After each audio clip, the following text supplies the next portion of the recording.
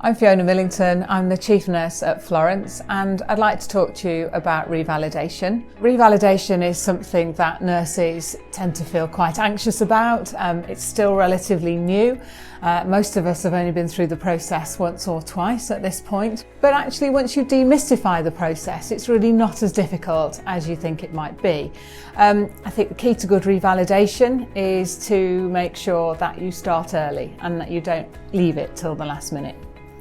Revalidation was brought in April 2016, and there are many benefits of revalidation for both nurses, the public, the NMC and for our employers. It ensures that as nurses and midwives we're regularly reviewed in terms of our knowledge and our skills, and it also enables us to remain updated and take our learning and development seriously in terms of our professional development.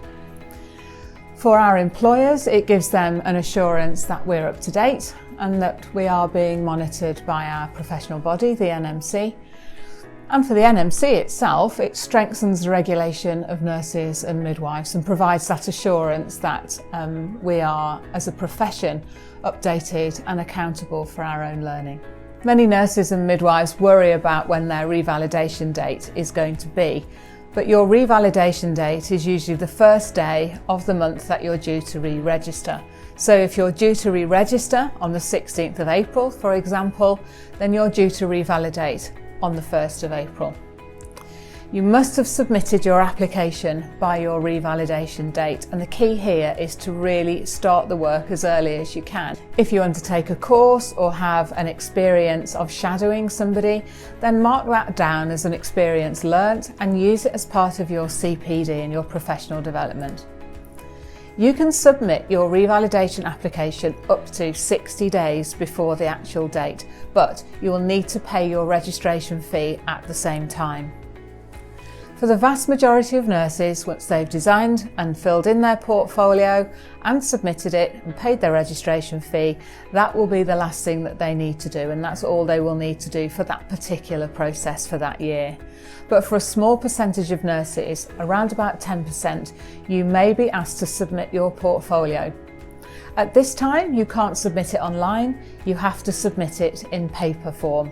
And therefore, it's really important that you start to gather your evidence on paper as soon as you can. Many nurses are quite anxious about developing their portfolio of evidence. It's quite a simple thing to develop, and if you look on the NMC website, all the forms you are required to fill in are there. The NMC don't want you to use any other forms than the forms that they've designed. There are a number of things that you have to do to provide evidence that you're compliant with your revalidation process. The first thing is that you must record 450 practice hours over the last 3 years. It sounds quite a lot, but when you look at it, it works out to only 3 hours per week for 52 weeks a year for 3 years. You must be able to demonstrate that you have undertaken 35 hours of professional learning.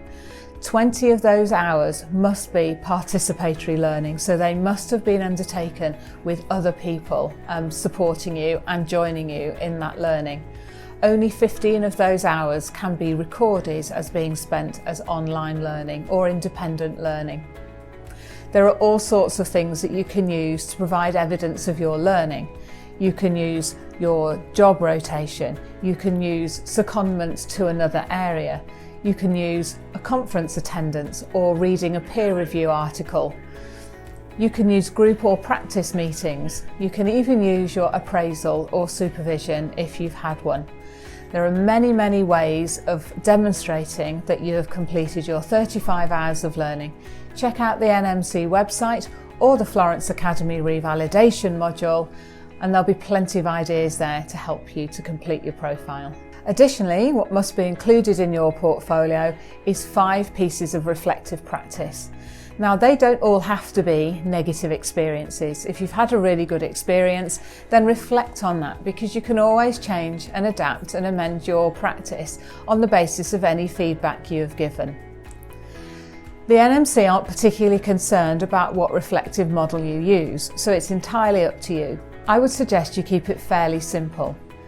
Use a model that looks at the incident, asks you what you have learnt from the incident, and asks you how you're going to change your practice as a result of the incident.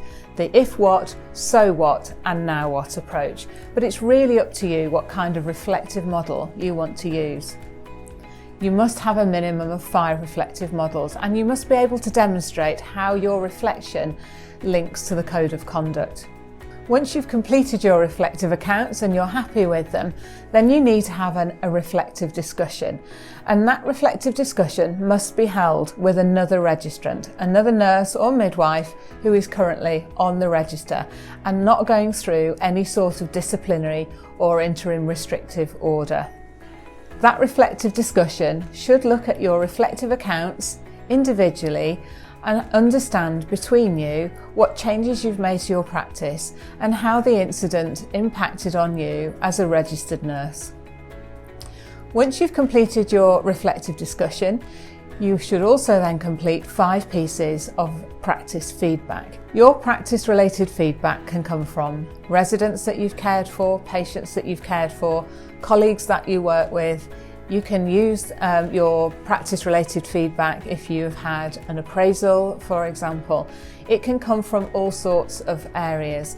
However, you do not need to submit your practice-related feedback if you are asked to submit your portfolio. Once you've completed your portfolio with evidence of your practice hours, your reflective practice, your practice-related feedback, your continuing professional development, and your reflective discussion, you then need to have your portfolio reviewed by a confirmer, a third-party confirmation. This is usually someone who is senior to you and perhaps is your line manager. A registrant, a nurse on the register, the same person potentially that undertook your reflective practice with you, your reflective discussion, can be your confirmer. It does not have to be a registered nurse that does your confirmation, but a non-registered confirmer cannot do your reflective discussion with you. Your confirmer is not looking through your portfolio to tell you whether or not you've got enough evidence in your portfolio to satisfy the NMC that you are compliant with the requirements of revalidation.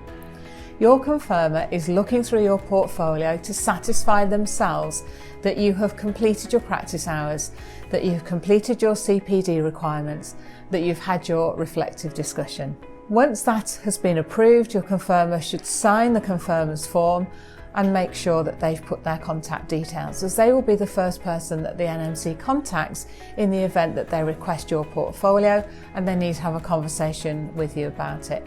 In addition to your completed portfolio, you also have to sign a declaration of good health and character to demonstrate your fitness to practice, and you also have to provide evidence of your professional indemnity arrangements. Also, there's a revalidation module available for you to use on the Florence Academy with direct links to the NMC for all the forms that you require to complete your portfolio. As always with revalidation, start early. It's not as scary as you think. Always refer to the code of conduct and how your reflections link with the code of conduct, and let us know if you have any concerns.